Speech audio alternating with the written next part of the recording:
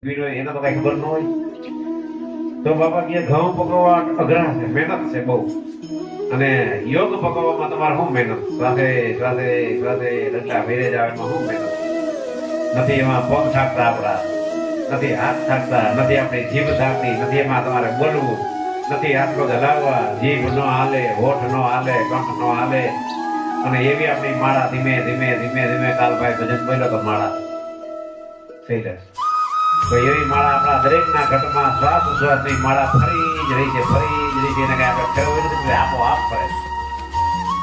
તો એ માળાની અંદર ખાલી શબ્દરૂપી ભગવાનના નામ પરોવી ગયું. એકની માળા આપણી પૂરી થઈ જાય. એ માળા હાલતા ચાલતા બેસતા ઉઠતા ધંધો કાપો કરતા ખાટલામાં આવતા ઉદાય સ્મરણ કરો એટલે તમારી માળા થઈ જાય.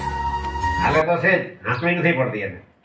નકર હોઈ જાય પછી શ્વાસને કોણ આંકે? આપણે કઈક જીવતા હોય તો હું આંકું સ્વાલો. નિંદર આવી ગયા પછી કોણ આંકે?